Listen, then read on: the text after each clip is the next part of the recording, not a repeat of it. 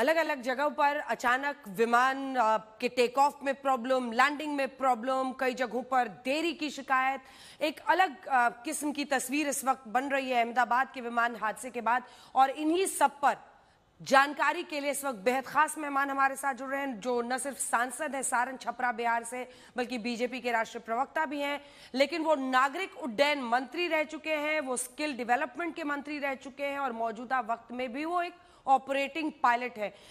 रूडी जी, मेरा पहला सवाल आज की परिस्थिति पर, ये जो एक पैनिक हम देख रहे हैं, इसके पीछे क्या है? मतलब या तो पहले कुछ खामियां आती थी, उस पर हम रिएक्ट नहीं करते थे, या फिर एक पायलट का ये कहना कि मैं वापस हांगकांग फ्लाइट ले जाऊंगा, अभी आगे नहीं बढ़ सकते हैं। क्या हम ज्यादा पैनिक में हैं, डरे हुए हैं? इतनी सारी बाधाएं एक साथ क्यों आ रही हैं, और खास तौर पर बोइंग 787 में? ये सभी 787 ड्रीम लाइनर्स हैं कि एयर इंडिया की फ्लीट में 777 भी हैं जो अंतर्राष्ट्रीय ऑपरेशंस करते हैं। हाँ। तो जब तक इन तथ्यों को हम जान नहीं पाएंगे, और ये कहना कि इनमें इतनी खराबियां थी कि एक दिन में, तो ये पूरा कैटलॉग हो गया एक दिन में।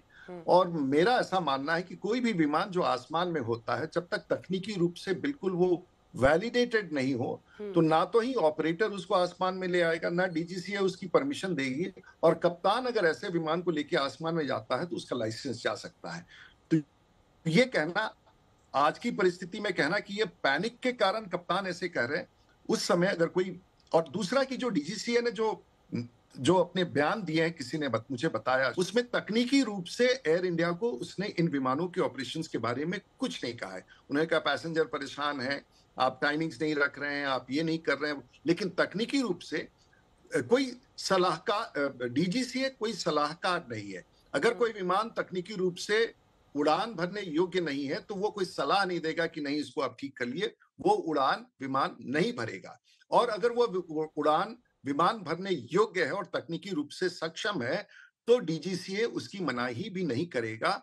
ये मैं आपको बताना चाहूंगा। तो पता नहीं आज की परिस्थिति में 7-8 विमानों के बारे में, मुझे तो किसी ने बताया कि ईरान इराक वॉर के कारण कुछ विमान उस मार्ग से नहीं जाने के कारण लौटे हैं, कुछ और भी कारण हो सकता है, मौसम का कारण हो सकता है। तो जब तक हम ये सभी चीजों को जान नहीं लें, तो एक विमान कंपनी के बारे में ये कह देना कि इतनी कमियां हैं, और देखिए ये लोग आसमान में बिल्कुल परेशान है और ये जहाज है, तो इसका संवाद शायद ठीक नहीं जा रहा होगा। मुझे लगता है कि तकनीकी रूप से सक्षम विमान ही आसमान में उड़ सकते हैं। चाहे देखिए, एक विमान को आसमान में जाने के लिए सिर्फ जहाज ठीक होना जरूरी नहीं है। हाँ। हवाई अड्डा भी ठीक होना जरूरी है, एयर ट्रैफिक कंट्रोल भी ठीक होना जरूरी है, पायलटों का प्रशिक्षण भी जरूरी है, एयर स्पेस मैनेजमेंट भी जरूरी है, और विमान के रखरखाव भी जरूरी है। ये सभी चीजों जब एक साथ सभी चीजें मानक को पूरी करेंगी, एयर होस्टेसेस जो काम करती हैं उनका भी ट्रेनिंग पूरा होना चाहिए, जो सभी पेपर करेक्ट होगा, तभी एक विमान यात्रियों को लेकर आसमान में जा सकता है। तो इसलिए मेरा ऐसा मानना है। मैं सवाल को थोड़ा सा बदल के आपसे पूछना चाहती हूँ,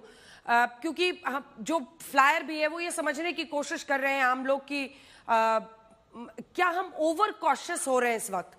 अहमदाबाद विमान हादसे ने क्या हमें ज्यादा सतर्क रहने पर मजबूर कर दिया है? और क्या, मैं ये नहीं जज नहीं कर रही हूं कि सही है या गलत है, ये शायद बिल्कुल सही है और यही आइडियल परिस्थिति है।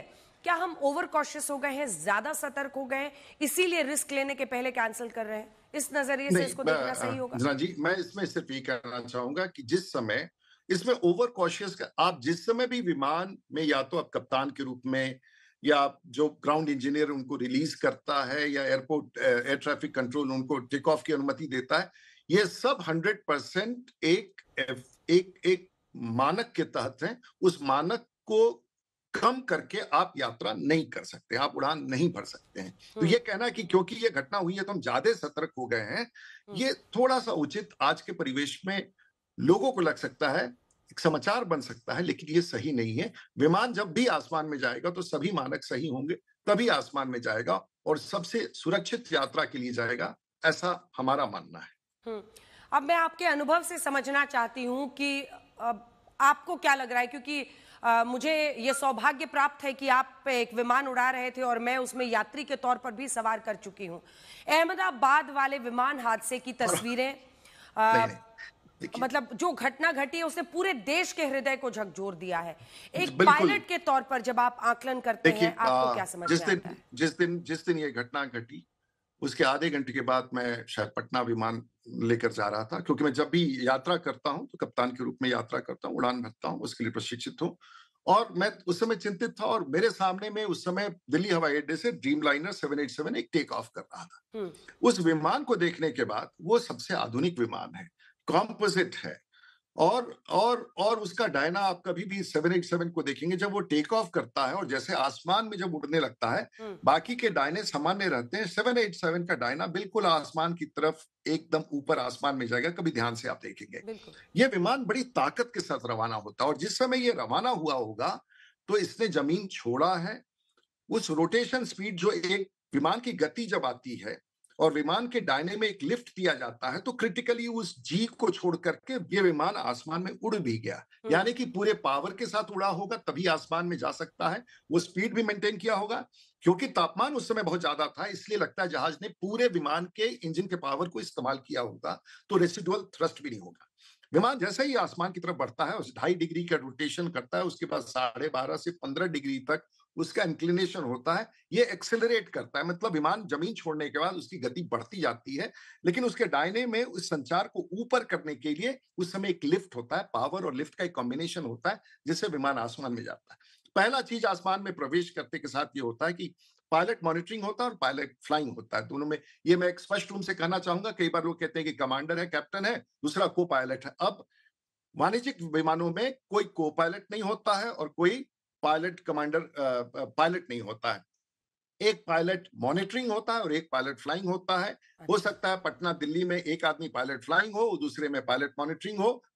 कमांडर भी पायलट मॉनिटरिंग हो सकता है। वो इसलिए होता है कि कल ये कोई नहीं कहे कि साहब हम तो उड़ान सीख रहे थे, मेरे कप्तान को हार्ट अटैक हो गया, हमको उतारना नहीं आता। इसलिए दोनों की उड़ाने की क्षमता एक होती है। ये ठीक है। लोगों को शायद मैंने कई बार एक्सप्लेन किया है।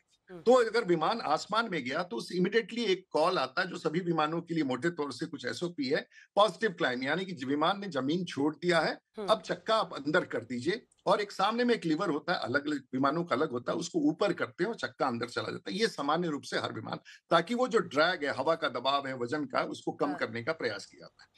ऐसे भी विमान होते हैं कि कई बार ये बंद नहीं होता, उसके बाद भी विमान में इतनी ताकत होती है कि विमान को ऊपर आसमान में लेके चला जाए, उसमें हुँ, कोई कठिनाई नहीं है।